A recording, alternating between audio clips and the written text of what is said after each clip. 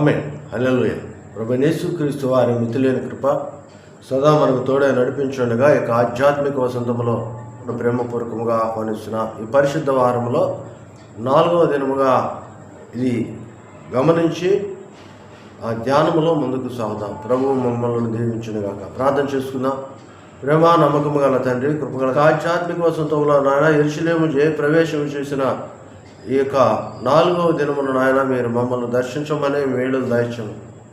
ఈ పరిశుద్ధ గ్రంథంలో ఉన్న లేక భాగములు నాయన చరిత్రలో ఇచ్చిన పత్రికలను నా తండ్రి మా యొక్క ఆధ్యాత్మిక జీవితాలకు మా సంఘ క్షేమాభివృద్ధికి వాడబడిలాగా మీ కృప చూపించమని యేసు నామమున నడుచున్నాము తండ్రి. ఆమేన్. హల్లెలూయా. అన్ని కాలములనున్నాయో వాని ఎన్నాతారంబాయో కన్న తండ్రి, వన్నెకెక్కిన మోక్షవాసాళి సన్నుతులున్నతమయ్యుండ మున్నే నీకు అన్ని కాలములనున్నాయో వాని ఎన్నాతారంబాయో కన్న తండ్రి, నిన్ను ప్రకటన చేయా నిఖిలాలోకములను పొన్నుగా చేసిన బలుడనేదే, ఉన్నాలో కంబులానుడుగాక కరుణ సంపన్నతతోనేలు ప్రభుడా నీవే, అన్ని జీవులనెరిగి ఆహారమిచ్చుచున్న సర్వాగ్యు రావు నీవే, ఎన్నా శక్యముగాక ఉన్న లక్షణముల సన్నుతించుటకునే చాలుదునా, అన్ని కాలములనున్నాయో వాని ఎన్నాతారంబాయో కన్న తండ్రి, ఉట్టింప నీవనుచు పోషింప నీవనుచు గిట్టింప నీవనుచు కీర్తింతును, వట్టి పానికి మాలినట్టి మానవులాచ వట్టి రక్షింప బాజుండావనుచు, దట్టమైన కృపను దరిచేర్చా నాకిచ్చి పట్టై నిలచేయుండు ప్రభుడవంచు, కటాడ చేగాడ ముట్టుదనకునా పట్టు కొలది నిన్ను ప్రస్తుతింతు, అన్ని కాలంబులనున్నాయో వాని ఎన్నాతారంబాయో కన్న తండ్రి, కారుణ్యానిధి నీవు కఠినాత్ముడను నేను పరిశుద్ధుడ నీవు పాపి నేను, సారా భాగ్యుడ నీవు జగతిలో నా కన్న దారిద్రుడే లేడు తరచి చూడా, సారా సద్గుణమూల సంపన్నుడవు నీవు ఘోరా దుర్గుణ సంచారి నేను, ఏ రీతి స్తుతింతు ఏ రీతి సేవింతు నేరామించక ప్రోవ నెరనన్నితి, అన్ని కాలంబులనున్నాయో వాని ఎన్నాతారంబాయో కన్న తండ్రి, ఉమా కన్న తండ్రి. ప్రభువు కృపగల తండ్రి, మనలను కాచి కాపాడి నడిపిస్తున్న విధానమును బట్టి దేవదేవునికి నిత్యము స్తుతియు స్తోత్రములు కలుగును గాక. ప్రియులరా, మరొకసారి జ్ఞాపకం చేస్తున్నాను, ఈ యొక్క ఆధ్యాత్మిక వసంతములో ఇక పరిశుద్ధ వారములో ఇది 4వ దినముగా మనము ప్రభు సముఖమును చేరుతున్నాం. యేసు ప్రభువారు యెరూషలేము ప్రవేశము చేస్తున్నాడు. ఆయన మళ్ళా సాయంత్రానికి చుట్టుపక్కల గ్రామాలకు ప్రత్యేకించి బేతనేయ గ్రామం వెళుతున్నాడు.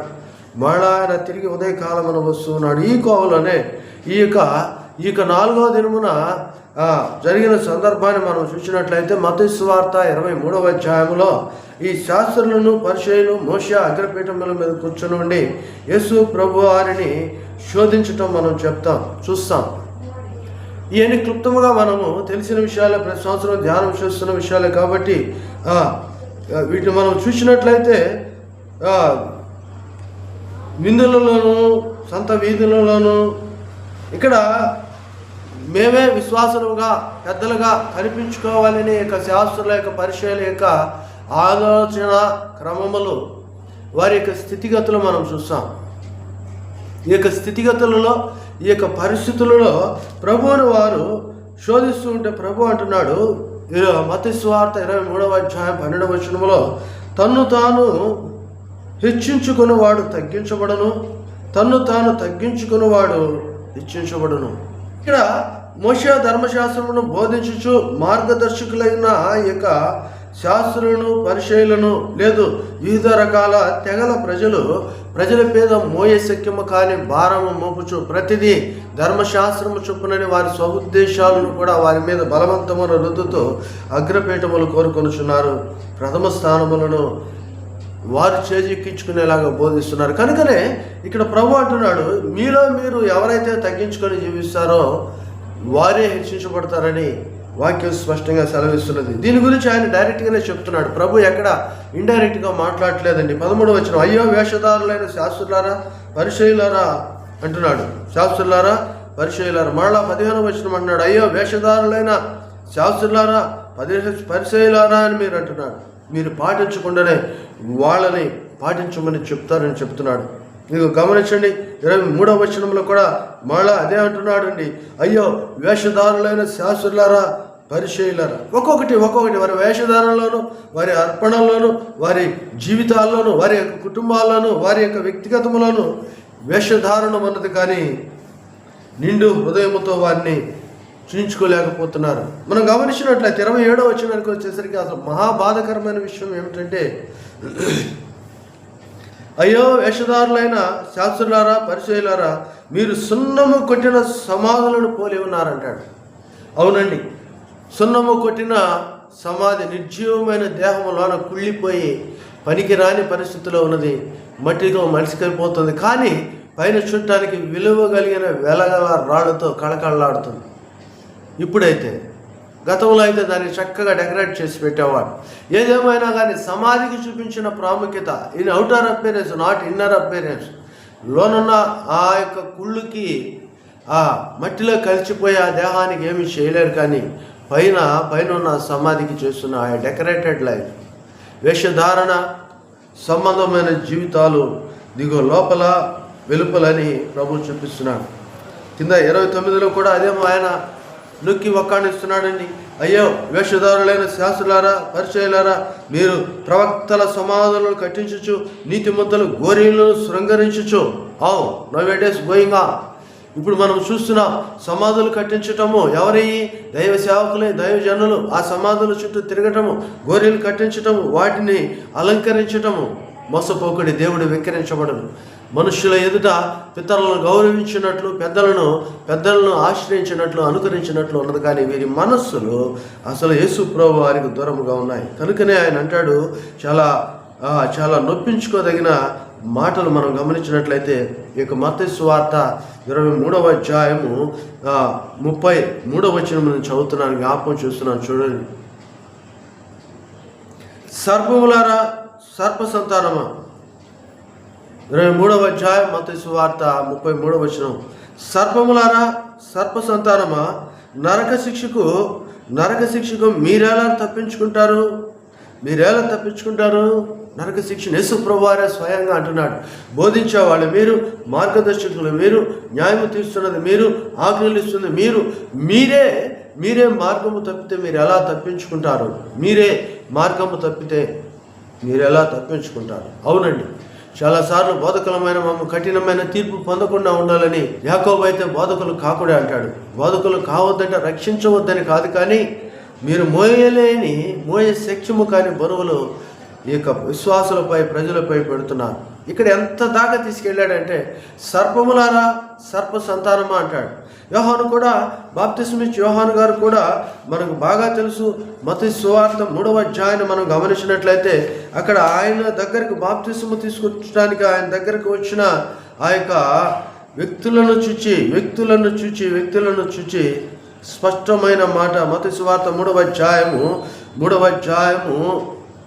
7వ వచనాన్ని మనం గమనించినట్లయితే, మత్తయి సువార్త 3వ అధ్యాయం 7వ వచనాన్ని మనం చూసినట్లయితే, అతడు పరిసయ్యులను సద్దుకయ్యులను అనేకులు బాప్తిసం పొందుటకు వచ్చి సర్ప సంతానమా రాబో ఉగ్రత నుండి తప్పించుకున్నట్టుగా మీదకు బుద్ధి చెప్పిన వాడెవరు మారు మనసుకు తగిన ఫలము ఫలించుడే.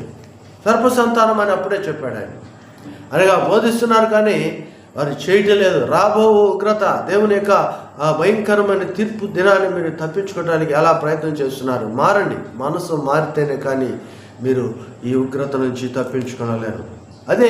అదే మాటను మరలా యేసు ప్రభు అంటున్నాడు. అప్పుడు వారు మాత్రమే ఉన్నారు, ఇప్పుడు వారి పిల్లలు కూడా చెడిపోయి ఉన్నారు, వారి పిల్లలు కూడా మార్గము తప్పి ఉన్నారు, వారి పిల్లలు కూడా లోకములకు బానిసలైపోయారు. కనుకనే ఇక్కడ అంటాడు, సర్పములారా, సర్ప సంతానమా, నరక శిక్షను మీరు ఎలా తప్పించుకుందరు. చూడండి, చాలా జాగ్రత్త అయిన మాట. 34వ వచనం మళ్ళా చదువుకోండి.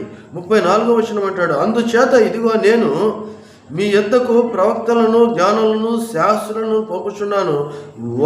మీరు వారిలో కొందరిని చంపి సిలువ వేయుదురు. కేవలం యేసు ప్రభు వారినే కాదండి, ప్రభు వాక్య ప్రకారం జీవిస్తున్న వారిని, బోధిస్తున్న వారిని అనేకులను చంపి సిలువకు అప్పగిస్తారనగా సజీవమైన మరణమునకు అప్పగిస్తారని ప్రభు వారే ఆనాడే చెప్పాడు. కనుకనే ఇప్పుడు మరి నువ్వు ఏ విధంగా ఉన్నావు? యేసు ప్రభు నా కోసం సిలువ వేయబడ్డాడు, సిలువకు అప్పగిస్తాడు అని చెప్పారు కదా. మీరు అప్పగించే వాళ్ళలో ఎవరున్నారా అంటే ఇంకా ఉన్నది మిగిలిన విశ్వాసులే, మిగిలిన పరిశుద్ధులే, వీరిని కూడా అప్పగించాలి. అందుకని యేసు ప్రభు అంటాడు, నా నిమిత్తము మిమ్మల్ని జనులు హింసించి నిందించి అబద్ధముగా చెడ్డ మాటలు పలుకున్నప్పుడు మీరు ధన్యులు.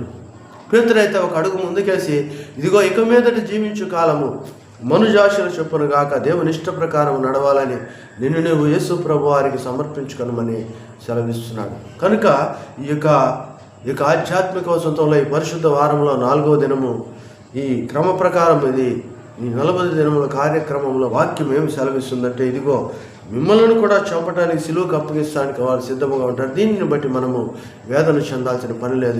అనగా యేసు ప్రభు వారినే వారు సిలువకు అప్పగించిన వారు ఎవరు అనక సర్పములారా, సర్ప సంతానం అని చెప్తున్నాడు. ఇంకా ఎవరైనా సర్పజాతికి చెందిన వాళ్ళు మీలో ఉంటే, ఇంకా సైతాను క్రియలు మీలో జరుగుతుంటే ఇప్పుడైనా మార్పు పొందాలని ప్రభువు చూస్తున్నాడు.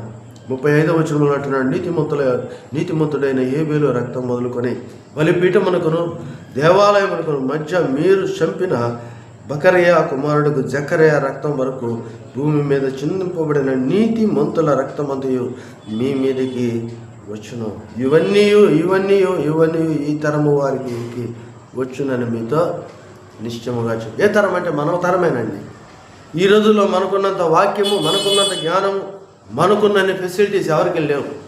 కనుక వాక్యము ధారాళముగా జరుగుతుంది, అవకాశములు ధారాళముగా వస్తున్నాయి, అనుభవము అంతకంటే ఎక్కువగా ఉన్నది. ఇదిగో మనల గురించి ఆయన ఈ మాట అంటాడు, ఇవన్నీ ఈ తరము మీద వారికి వచ్చును మీతో నిశ్చయముగా. ఎంతమంది పరిశుద్ధులను చంపుతున్నారు, ఎంతోమంది ప్రభు కొరకు పోరాడుచున్న వారిని నీతిమంతులను మరణానికి అప్పగిస్తున్నారు.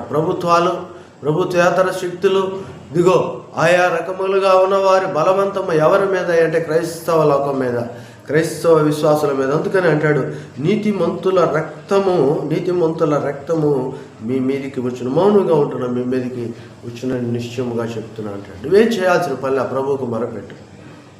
నీ పక్షమున ఆత్మల సంపాదనకై వెళుచున్న వ్యక్తి, నీ కొరకు కలువరి సిలువల ప్రాణములు పోసిన యేసు ప్రభు వారి మాదిరి చొప్పున నువ్వే వెళ్ళాలి. కాబట్టి నీ శరీరం కూడా ప్రభు సైకి సజీవ యాగముగా అర్పించు. ప్రభు నీకు చెప్పిన ప్రార్థన మాదిరి ప్రభువులో నువ్వు గడుపు. అందుకని అంటాడు 37వ వచనంలో, మత్తయి సువార్త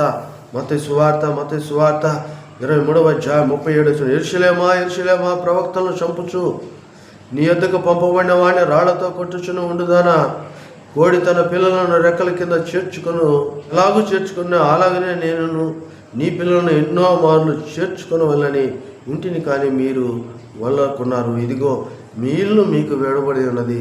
ఇది మొదలుకొని ప్రభువు పేరట వచ్చి వాడు స్తుతింపబడుగా, కానీ మీరు చెప్పు వరకు నన్ను చూడరని మీతో నిశ్చయముగా చెప్పుచున్నాను. ఇది ఏ రోజు? 4వ రోజు.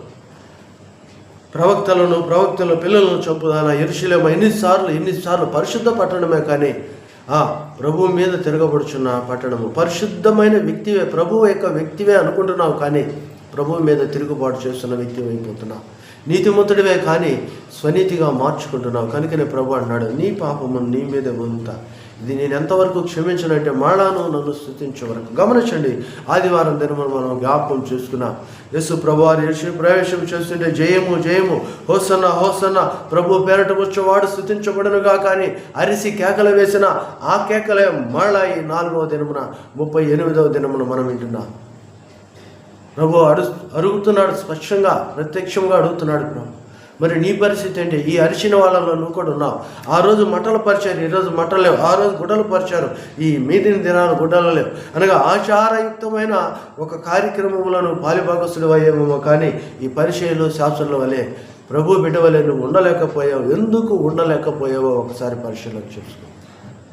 ఎలా అనగా లోతులు లేక పైన మెరుగులతో జీవిస్తున్నామేమో కానీ ప్రభువుని కలిగి నువ్వు జీవించలేకపోయావు. కనుకనే ప్రియ సహోదరుడా సహోదరి, నిన్నటి దినమున మనము ఆ రోమీలకు రాయబడిన పత్రిక 15వ అధ్యాయాన్ని ధ్యానం చేస్తూ మొన్నటి దినమున అనగా సోమవారం దినమును మంగళవారం దినమును మనం స్పష్టమైన ధ్యానాన్ని చేశాం.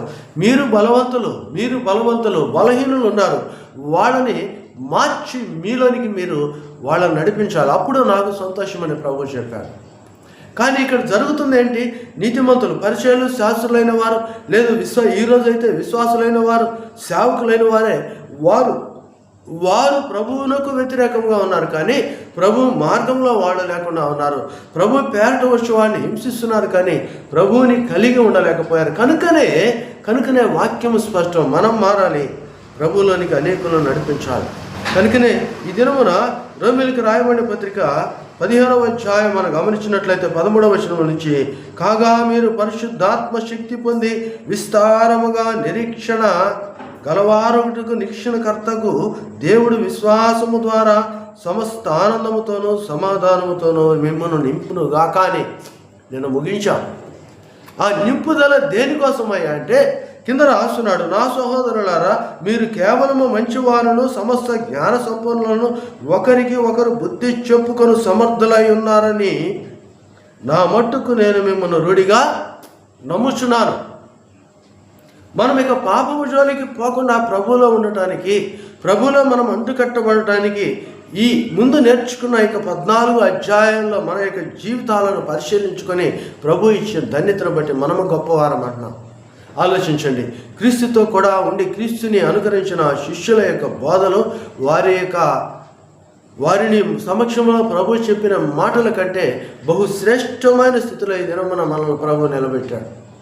ప్రభు చెప్పినదే శ్రేష్టం, అది వారు అన్వయించుకోలేకపోయారు. అందుకనే ఆయన అంటాడు, ఇదిగో వారు ఇచ్చుటలోనూ లేకపోతే అర్పించుటలోనూ ఏ విధమైన వేషధారణ ఉందో మీలో ఆ వేషధారణ లేదు అని రూఢిగా చెప్తున్నాడు. ఎలాగనగా 15వ అధ్యాయం మనం మొదట్లోనే చూచాం.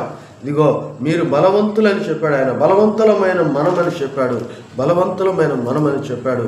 ఇదిగో ఆ 15వ అధ్యాయము 8వ వచనంలో చెప్పాడు, వాగ్దానములను అందుకున్న వారం, బలవంతులము వాగ్దానములు అందుకున్న వారం అని చెప్పాడు. ఇతరులతో చేసిన వాగ్దానములలో ఒక్కటైనను తప్పిపోయినది కాదు. కనుక ఇదిగో మన మీద ఉంచబడిన యొక్క వాగ్దానాలు ఇంత పరిపూర్ణమైన శక్తి. అందుకని అంటాడు, మీరు కేవలము మంచివారే కాదు, జ్ఞాన సంపన్నులు, ఒకరికి ఒకరు బుద్ధి చెచ్చుకొని సమర్థులై ఉన్నారని నా మట్టుకు నేను పౌలు భక్తునికి మన మీద అంత విశ్వాసం అండి. మరి పౌలు భక్తునికే ఇంతుంటే ప్రభువుకి ఇంకెంత ఉంటుంది. అందుకని ఆయన అంటాడు, నమ్మకమైన వానికి మెండైన దీవెనలు ఇస్తాను. నమ్మదగిన దేవుడు యేసు దేవుడు నన్ను నమ్మాడు కాబట్టి మనము ఆయనకు నమ్మకంగా జీవించినప్పుడు మెండైన దీవెనలు మనల్ని ఆయన నమ్మాడు. ఎందుకు నమ్మాడంటే ఆయనను అన్యజనుల అర్పణలను పరిశుద్ధపరచటం వల్ల.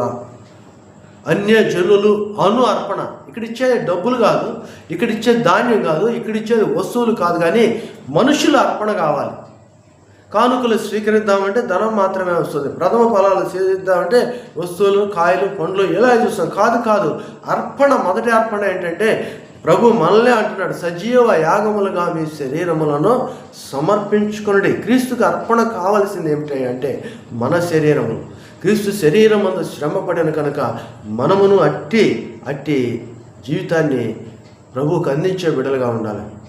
కనుక అన్యజనుల్లో నుంచి ఎలాగైనా నేను కొందరిని రక్షించాలి, ఈదుల్లో కొందరిని రక్షించాలి, హెబ్రీలలో కొందరిని రక్షించాలి. ఇంత భారభరితమైన పరిచర్యను పౌలు భక్తులు చేస్తున్నారు.